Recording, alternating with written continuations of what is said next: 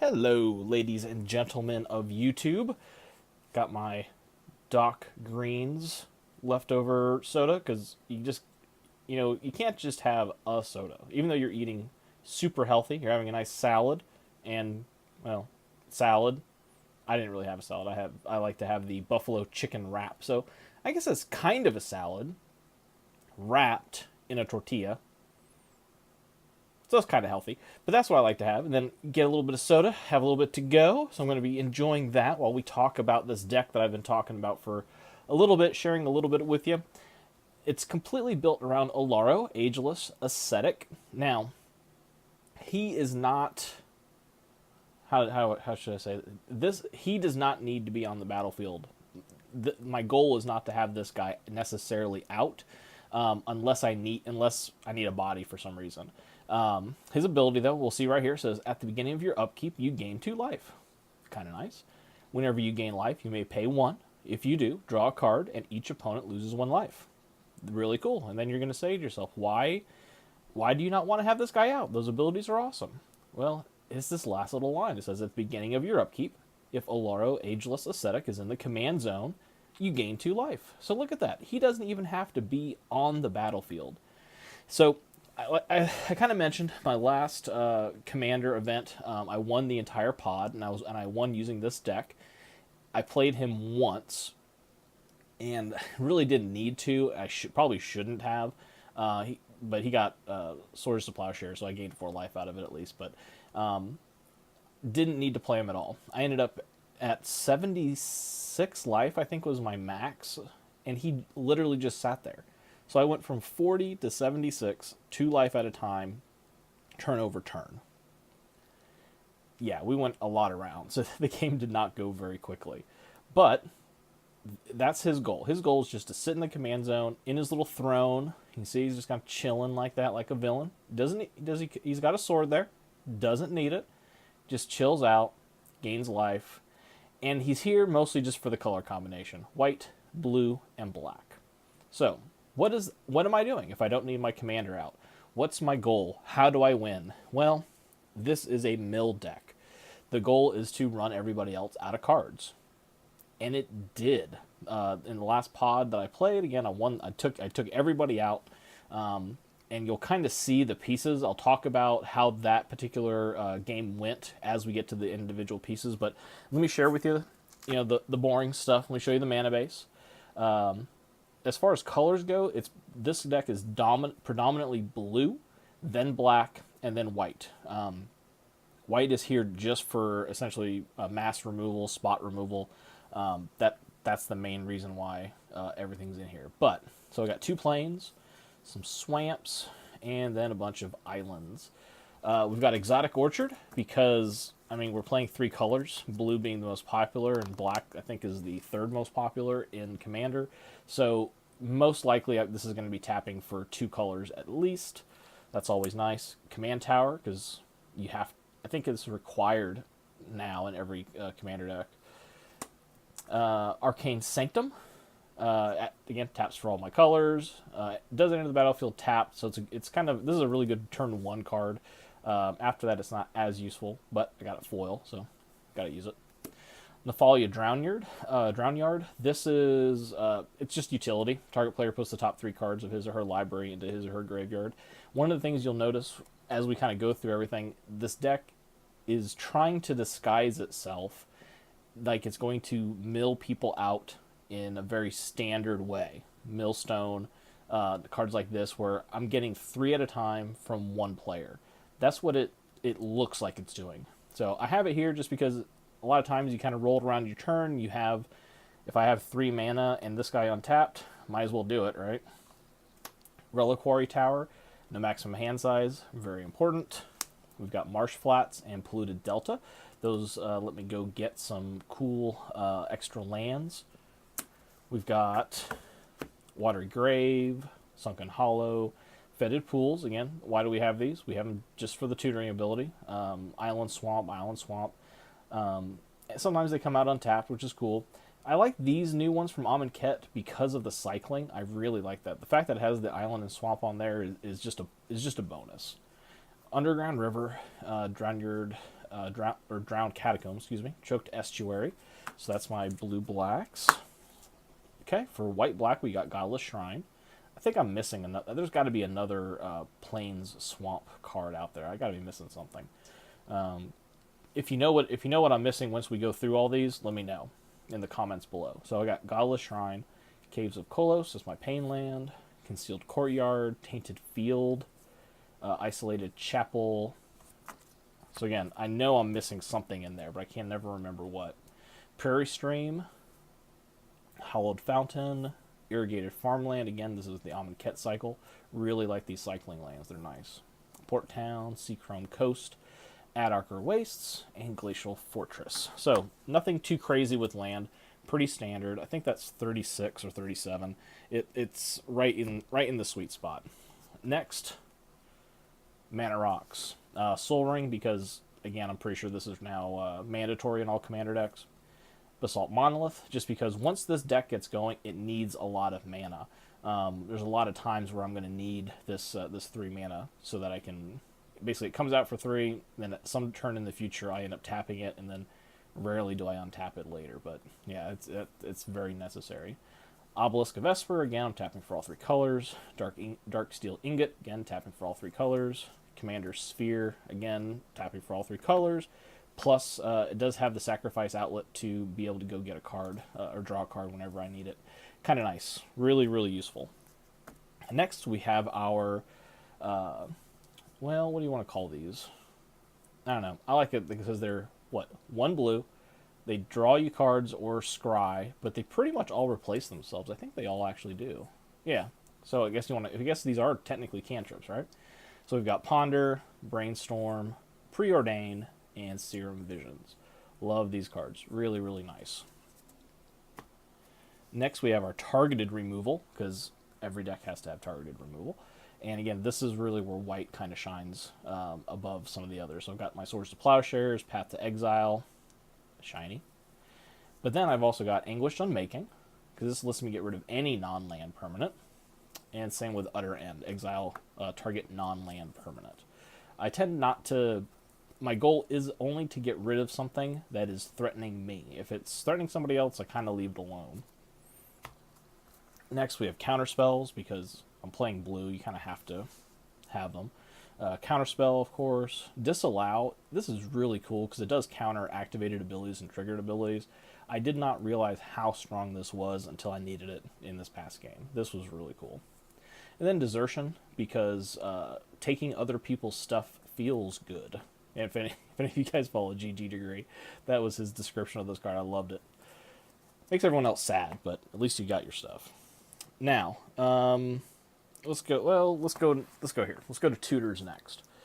So we've got Beseech the Queen, Diabolic Tutor. Now I know that these are not the 2 optimum black tutors. There's some other ones. I don't have another Demonic Tutor yet, so I've left that in my Marin deck. I'm not dealing with any others yet. I could easily replace the Beseech the Queen, or I could replace one of these others. But we've got Trinket Mage. Again, our goal is to go out and get one of our artifacts that costs 1 or less. Basically, it's either... I tend to pull either a Soul Ring, or I think, is it Codex? Or Codex Shredder, I think, is the other one I tend to pull with this. Trophy Mage, 3 or less, or unless you get an artifact with 3 or less. Really, really nice. Fabricate, again, tutoring for an artifact. And War of Invention is awesome because it lets you put that artifact straight onto the battlefield. Very powerful.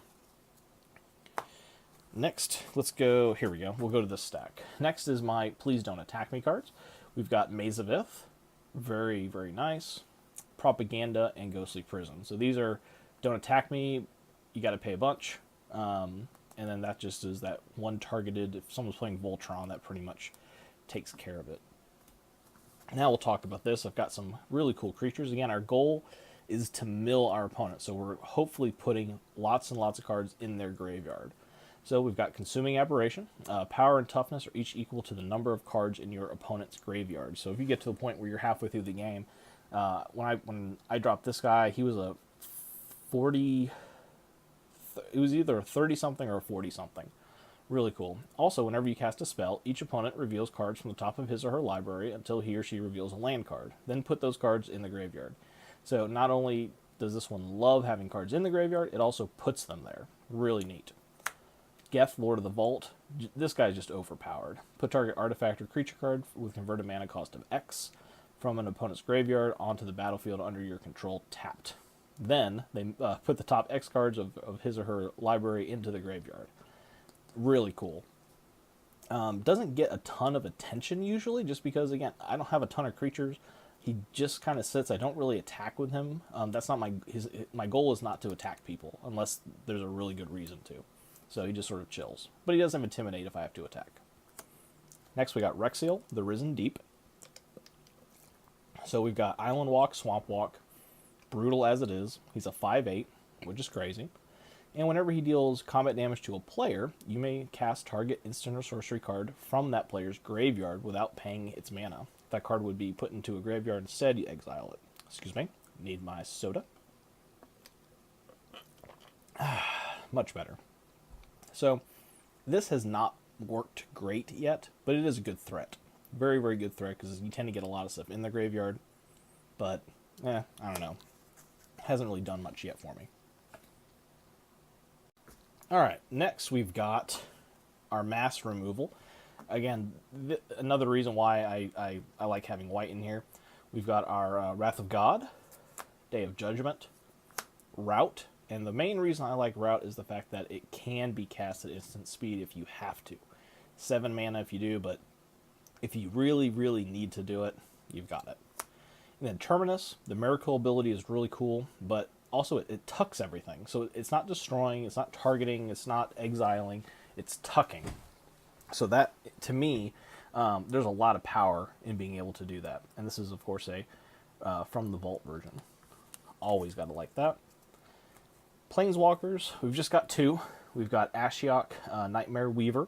Again, this is why, again, I can say we're trying to disguise ourselves as a standard mill deck. So, +2, exile the top 3 cards of target opponent's library, but -X, put a creature card with converted mana cost of X that's been exiled with them onto the battlefield under your control.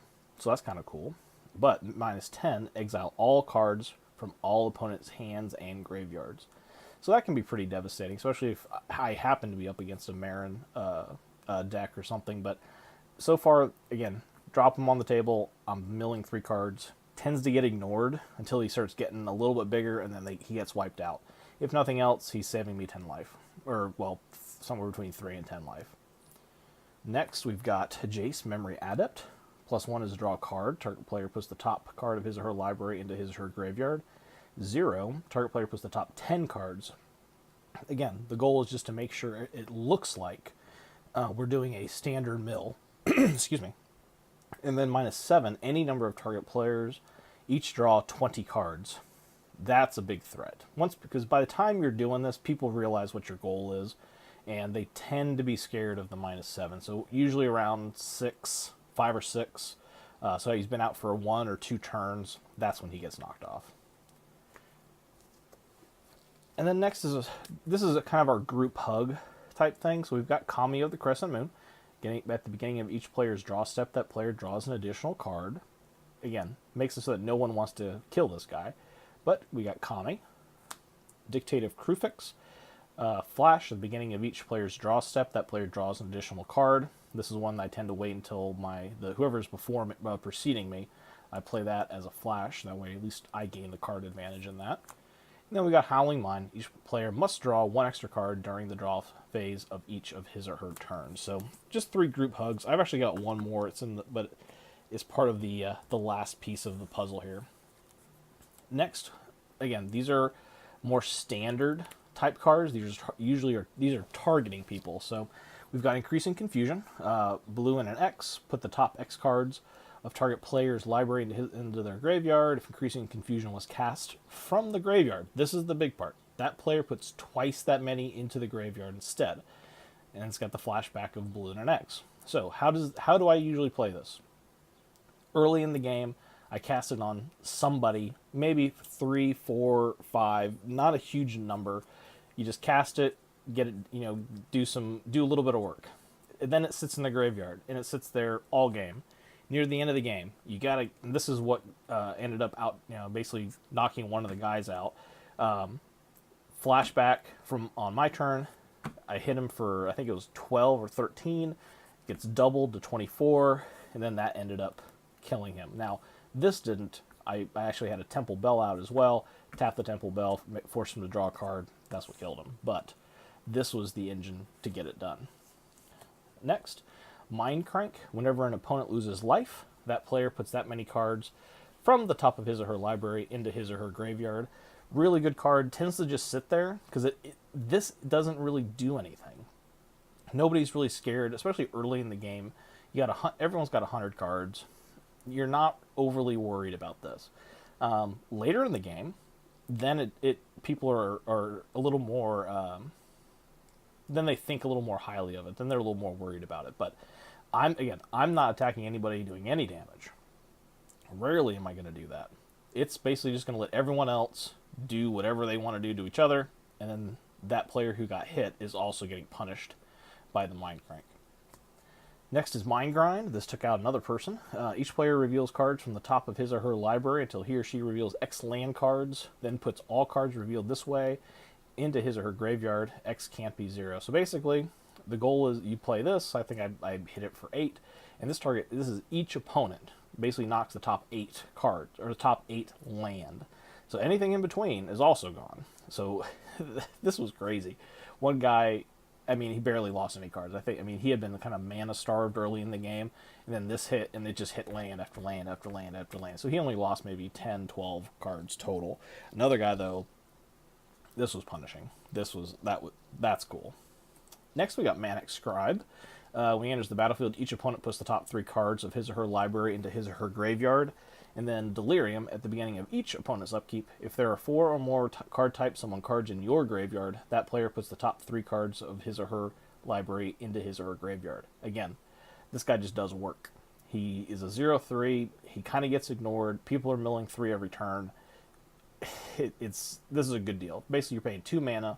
You're milling at least, if you're 4-player game, so you're going to mill 9 cards off of 3 people, and then as the turns start to go around, they're going to start getting knocked off. But again, no one's going to pay attention to this guy. Who cares? Just a little 0/3. Not a threat. Jace's Archivist. This guy's a little bit of a threat, though. Blue and tap. Each player discards his or her hand, then draws cards equal to the greatest number of cards a player discarded this way. This is also another card where if I've milled people down really low, with this card I can usually kill them off. So this is partly a win condition near the end of the game, but just early in the game I'm milling people over and over and over again with this. Every time you can in the opponent's end step, right before you take that guy and use him. Next is Riddle Keeper. Whenever a creature attacks you or a planeswalker you control, that creature's controller puts the top 2 cards of his or her library into his or her graveyard. The goal with this, again, is just to penalize people for coming after you. Hopefully they don't, but if they do, they realize, wait, if I attack you, then I have to mill. So it's not really a deterrent; it's just a tax, if anything else. Dreamborn Muse. At the beginning of each player's upkeep, the player puts the top X cards from his or her library into his or her graveyard, where X is the number of cards in his or her hand. This can get out of hand pretty quick. Literally, it's kind of funny. And then Traumatize. This is abusive in EDH. Target player puts the top half of his or her library rounded down into his or her graveyard. That's gross. Now listen, at this point, I know what you're thinking. Thank you for showing me all these really cool cards. I'm glad that they all work in a single commander deck. But I don't understand how the heck you win with this thing. You've got multiple opponents. Let's say it's a 4-person pod. That means you've got 300 cards you have to mill out in order to win. How do you do that? Well, I'm glad you asked. What we have here is a series of combos that all do the same thing. They run my opponent out of cards. Now, I am missing 1 card. There's 1 card I'm trying to get. If you happen to be on Puka Trade, and you really, really want to be generous, I need a Mind Over Matter feel free to send it. You can find me under as my username Nagash for life on Puka Trade. So if you're super generous and you want to do that, feel free to send it. But other than that, everything in here is designed in such a way that with 2 to 3 pieces, you can win the game. So what do we have? We've got Codex Shredder and Grind Clock. So let's talk about these real quick. Codex Shredder comes out for 1. It taps target player, puts the top card of his or her library into his or her graveyard. Grind Clock does the same thing, but it takes a turn to get going. It says tap, put a charge counter on Grind Clock, and then tap, target player puts the top X cards from his library into his graveyard. X is the number of charge counters. Fine. Standard mill type stuff. Essentially millstone, but I'm not having to put mana into it. Tap 1, 1, 1. Every turn you're doing that until you can get some movement here. So these are the two. These guys do the work. And then I've got a couple of enablers here. So I've got Alphedo Alchemist. He taps to untap target creature or artifact. And then I've got Tidewater Minion. His second ability here is tap, untap target permanent. So these guys do the same job. I don't like the fact that he costs 5. He's a good body. He's a defender, whatever. But that's not his goal. His goal is to untap target permanent. Same with the Alphedo Alchemist. So what they're doing is they're tapping either one of these guys, whoever's out. You tap with one of these. You mill somebody for 1. You tap this, that targeting whichever one of these is out. This untaps and mills again. Not too crazy, not too powerful, but essentially you're milling for 1, untapping them, milling them for 1. Now, until you get this engine going, these guys can also work with your mana rocks. So Soul Ring, Basalt Monolith works pretty good. I don't know. It's a good way to put all the pieces together. They do serve a purpose beyond the combo, but this is their main goal. Get these guys out and do that. But then you say, hey, but I want to do that more than just once. This is the big piece right here. Illusionists Bracers. Whenever an ability of equipped creature is activated, if it isn't a mana ability, copy that ability, and you may choose new targets for the copy. So here's the 3-ring circus that you end up with. You have Alphedo Alchemist out, you equip the Illusionist Bracers on there, and then you have the Codex Shredder. Mill for 1. You tap the Alchemist, targeting the Codex Shredder. The Illusionist Bracers copies the ability, and then you use that second copy to target the Alchemist himself. When the stack resolves itself, you're back here. So that means that you can then infinitely do this, and it works. Illusionist Bracers is the only single card that really enables this.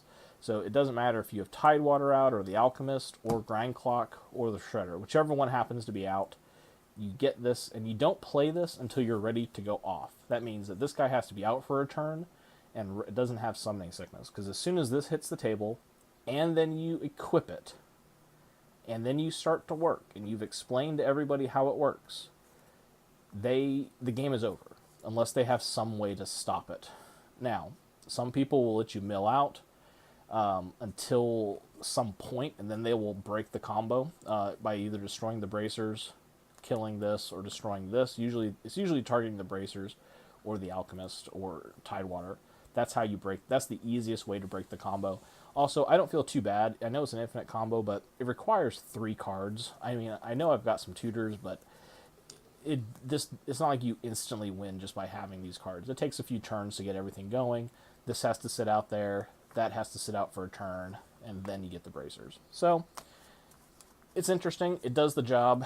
At the end of this particular game, where I won the pod, it was with the defender out plus the bracers, and then that's how we ended up doing this particular trick. Now, in this instance, it was neither the Shredder or the Grind Clock. There's some other cards that do the job too, but that's that combo. Next, let's talk about this. Cloud of Fairies. Now, seems like a pretty innocent card. 2 mana, 1/1, flying. When he enters the battlefield, you untap 2 lands and cycling. You never cycle this. You never do. And you never really just play it. Well, There are instances when you can, but it's not that important to just get it out there. So you have the Cloud of Fairies, and then you have Deadeye Navigator. Soul Bond. You may pair this creature with another unpaired creature whenever or when either enters the battlefield. They remain paired for as long as you control both of them. And then his ability is, as long as Deadeye Navigator is paired with another creature, each of those creatures has 2. Exile this creature, then return it to the battlefield under your control. And then we have Altar of the Brood. So the way Altar of the Brood works, whenever another permanent enters the battlefield under your control, each opponent puts the top card of his or her library into his or her graveyard. Now, again, this is a card that you can get out early. It does a little bit of work. It doesn't do anything too crazy, because, you're barely doing anything. But it is, in this instance, an infinite combo. So if you have the Altar of the Brood out, anytime a permanent hits the battlefield, it's going to be doing this. It's going to be milling 1 card off of everybody's graveyard, or each opponent's. And then let's say you have the Deadeye Navigator on the battlefield. Cloud of Fairies enters the battlefield. When it enters the battlefield, you soul bond them together with the Deadeye Navigator's ability, and you untap 2 land. And see what happens next. You then spend 2, right? Exile this creature. You exile the Cloud of Fairies. It then comes back into play. You untap 2 land. It soul bonds to the Navigator. Altar of the Brood mills 1 from everybody. You then spend 2. Cloud of Fairies goes away. Cloud of Fairies comes back. You untap 2 land. And then you soul bond them together again. Then the Altar of the Brood mills 1. So it works. It's brutal, but it's 3 cards, of which your total casting cost is 6, 8, 9. So to get all these out in 1 turn means you're at least by turn 9. You have to have these cards. There's so many, and then there's ways to break it. You know, once the Navigator's out, people know that this guy's kind of broken, so they will tend to go after it. Altar of the Brood can be blown up. The Cloud of Fairies can be counterspelled. Once somebody sees what you're doing and how it's going to keep going, you always play it out. You never just go, all right, now this goes infinite. You play it out a couple times, and then if people want to, they can counter it. So there's enough ways to stop this. Not too worried about this one, but again, another 3-card combo, and it will win you the game. Next, this one's a little more difficult to explain. So first we have Vessel of Endless Rest. When he enters the battlefield, put target card from a graveyard on the bottom of its owner's library. Tap, add a mana of any color. So it's a mana rock, number 1. That's always good. And it gets a card from a graveyard, and it puts it on the bottom of its owner's library. Why does this matter? Well, Hinder, counter target spell. If it's countered this way, put that card on the top or bottom of its owner's library instead of that player's graveyard, on the bottom. Spin into Myth. Blue and 4, put target creature on top of its owner's library, then Fate Seal 2, which is look at the top 2 cards of an opponent's library, then put any number of them on the bottom of that player's library and the rest on top. So again, you target a creature, you put it on the top, you Fate Seal 2, you get to look at both cards, and you can put one or both of them on the bottom. Remember, what you want to do is the creature or the other one, because since you're looking at both, and then you stick it on the bottom. And then we have Tunnel Vision. This one knocks somebody out too. Name a card.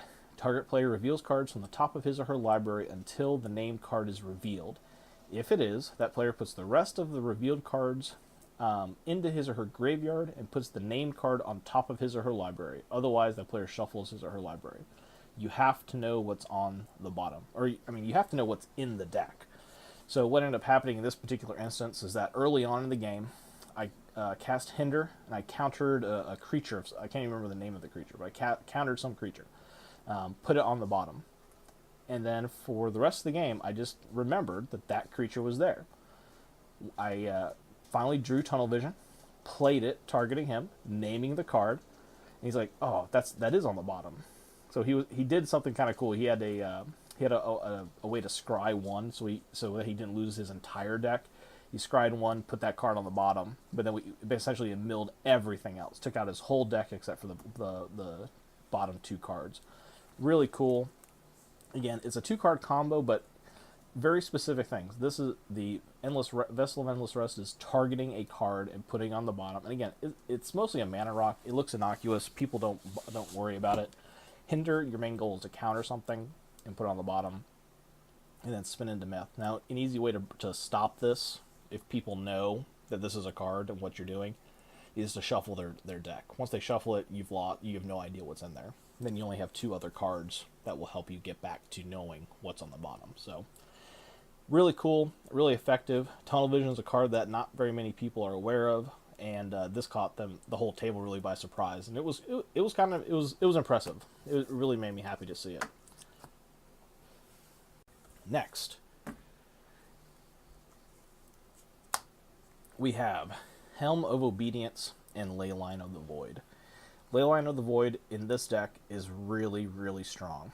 So, if a card, first ability is a Leyline, so if it's in your opening hand, you can put it on the battlefield. I don't recommend doing that in this particular deck, but you could. The only problem is you really don't have any way of getting it back when you need it later, because again, this is a very aggressive move to get this out there. People don't like their stuff being exiled, so I wouldn't put that out even if it was in my opening hand. But its main ability here, if a card would be put into an opponent's graveyard from anywhere, you exile it instead. That's crazy when combined with Helm of Obedience. So let's look at this. When you play this card, people are going to read it and be like, that is a gigantic wall of text. It's from Alliances, so it's old, probably not very good, whatever. So the way it works is X and tap. Put the top card of target opponent's library into his or her graveyard. Continue doing this until you have put X cards or a creature card into that graveyard, whichever occurs first. Now, it is important right there. That's our main thing that we're looking for. Continue doing this until you have put X cards or a creature into the graveyard. So if that last card put into the graveyard is a creature card, bury Helm of Obedience, put the creature into play under your control. X cannot be equal to 0. So, most people will read that and go, oh, you're going to mill me a little bit and take a creature. What we're really looking for is, again, infinite. Leyline of the Void. The card is put into an opponent's graveyard from anywhere, you exile it instead. So it doesn't go to the graveyard then get exiled. It never makes it to the graveyard. That's the ruling. Therefore, with Helm of Obedience, specifically saying that continue doing this until you have put X cards or a creature card into that graveyard, whichever occurs first. That means you keep milling into exile until they don't have any cards left. Then there's nothing to target, and then it's done. So you could do 1. If Leyline of the Void is out, you drop Helm of Obedience, 1 mana, tap. They will mill their entire deck out. Now again, this doesn't kill them because it's not forcing them to draw a card, but they are now out of cards. You've officially killed them. As soon as it gets to their turn, they're done. And the worst part is that everything's been exiled. Now, because you did this, if you do it right, you do it at like the end. You play this on your turn, you do it, you wipe somebody out. 9 times out of 10, it now sits there for a whole turn. And if they can't kill either the Helm of Obedience or the Leyline of the Void, you just do it again.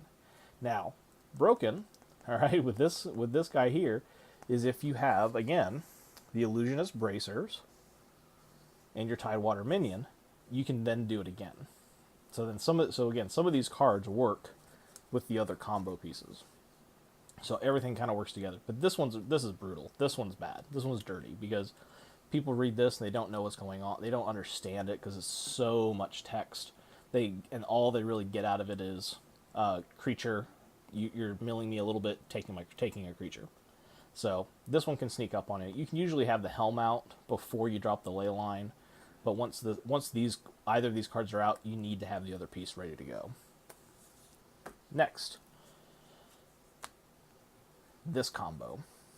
This is really cool. Now, Eater of the Dead, you may remember, I got this in one of my vintage stock profit or loss videos. Was super happy to find this. This actually does have some pretty good amount of value. It's worth somewhere between $5 and $10. I can't remember exactly where. And then we got Phoenix. Now, let's read these and see how this works. So here's your enabler. Here's your win condition. So, Eater of the Dead says 0. So there's no, so it just does it, and it's an activated ability. So but you can activate it at any time. It says take one creature from any graveyard and remove it from the game. So you target a creature in a graveyard, exile it, untap Eater of the Dead. Makes sense? You tap this. If it's tapped, you then pay 0 as an activated ability. You exile somebody's creature. He then gets untapped. Now, how does Fenix work? He's indestructible. As long as your devotion to blue and black is less than 7, he isn't a creature. So once this guy's on the table, he pretty much just chills out. And again, that devotion of 7, I tend not to get there. It's very hard to get there, so he's not doing work himself usually. But, you know, he could. But usually he hits the table, and then I'm hoping to get Eater of the Dead out. So now his ability here says, creatures you control have tap. Target player puts the top X cards of his or her library into his or her graveyard, where X is this creature's toughness. So, how does this combo work? You tap Eater of the Dead, using this new little ability that he has here on Fenix. So, Fenix gave the Eater of the Dead that ability, and then you mill 4, because his toughness, as you can see, his toughness is 4. So, you mill 4 off of somebody's deck. Then, with Eater of the Dead's ability of 0, you exile one of those creatures. Now, remember, it's Commander. People have mostly creatures in the deck. They tend to have, as far as other spells, around 20 other spells, between artifacts and sorceries, instants, and enchantments. So you're pretty much guaranteed to get, statistically, you're going to mill a creature, or someone else has already lost creatures. So what I kind of imagine, because I didn't get this particular card out, but the way I see it is, you mill one person, you exile a creature, you untap, and then you just keep doing it over and over and over again. And if for some reason you're in a situation where that particular player didn't mill a creature, you can still exile any creature from any graveyard. So it could be in my graveyard, it could be in one of the other opponent's graveyards. There should be plenty of fodder for basically the Eater of the Dead to just keep doing this. So again, we have a 2-card combo, infinitely enabled, where the Eater of the Dead is doing all the work, and Fenix is just giving this ability. Now, Fenix gives this to anybody else. So it could even work on the Tidewater minion, for instance, where, in this case, let's say you put your Illusionist Bracer, actually, yeah, if you have the Illusionist Bracer on the Tidewater minion, and this is how I finally won the game, with Fenix, Tidewater minion taps to mill. No, wait, that's not how that works. He taps to untap another... Oh, okay, that's right. Hang on. The way it worked... Gotta get my facts straight. Cloud of Fairies was out. I milled for 1, using Fenix's ability. Tap the Tidewater minion with the Illusionist Bracers to untap the Cloud of Fairies. Illusionist Bracers triggers, targeting the Tidewater minion to untap. Tap this, mill for 1. Again, all enabled by Fenix being able to do this. And then this essentially acts, the Cloud of Fairies acted essentially like a grind clock, all because of Fenix. Really cool, really kind of crazy. These cards all work together, and that was part of my goal with this, is to make sure that all the combo pieces kind of work together. That way, in case I don't have everything I need, it at least can work somewhat. Now, the reason I said I need Mind Over Matter is because of what would be another combo. Mind Over Matter says, and I'll see, I think I might be able to put a picture of it over here. It'll be right here somewhere.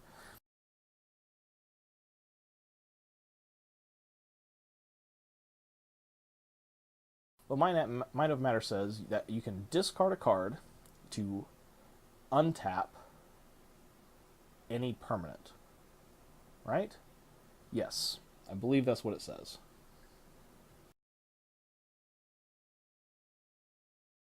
So, if you have Mind Over Matter, you're discarding a card in order to tap or untap, but we're going to be untapping. So here's the way this works. You tap the Temple Bell, which is, this is how you kill people too, is that since this forces somebody to draw a card, if they don't have any cards in their deck, they instantly lose.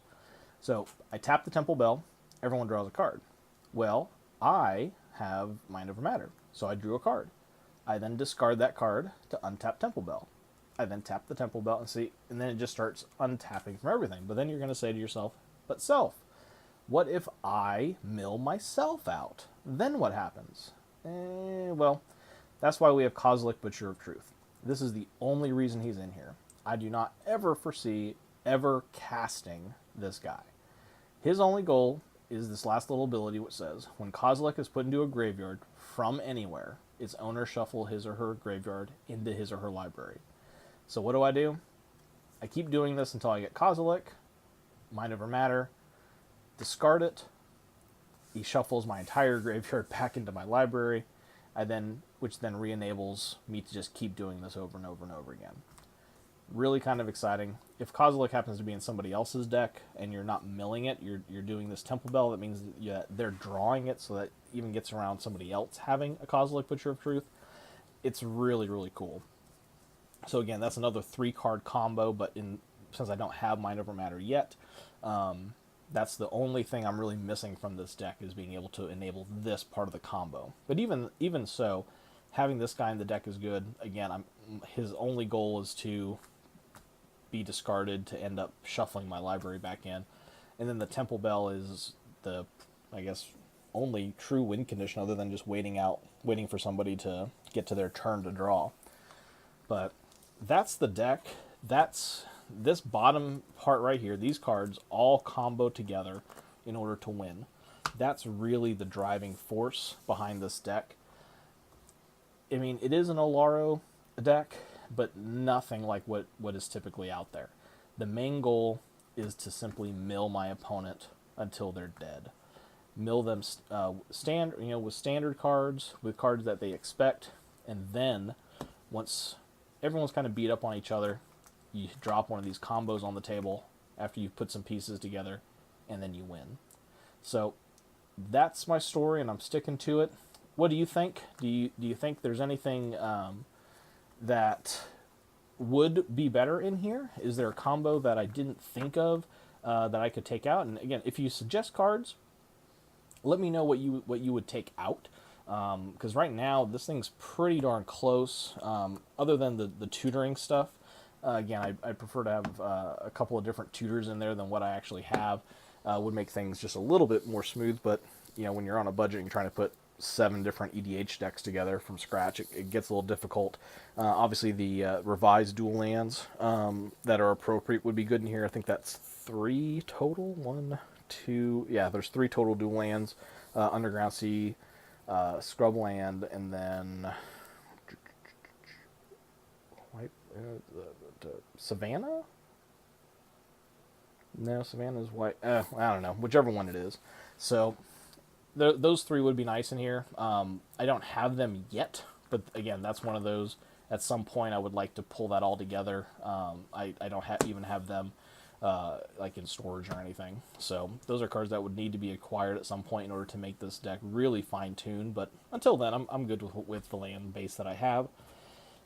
So let me know your thoughts. Give this video a thumbs up if you like it, or let me know if your play group is one of those Commander play groups that really frowns upon infinite combos. 'Cause I know there's some play groups that are really, really against that idea, or you can only do, like, if it's an infinite combo, you can only do it like X number of times, some sort of agreed upon amount. Now, in my play group, that's not the case. You can do whatever. Land destruction's okay. I mean, it's frowned upon. If you do it, you're going to get, targeted.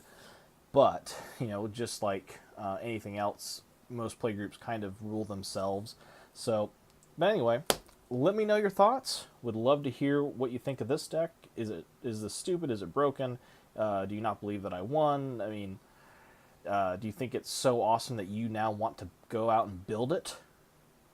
You probably don't. I mean, this is one of those decks that I got to play it once. It's going to go and get put away for a couple of months, and then I can bring it out again. It's going to be a while because now people know what to expect. So, but anyway, thanks so much for watching. Really appreciate it. Share this, thumbs up, like, all that good stuff, and we will see you guys next time when I make another video. Because trying to think up some new content. See ya.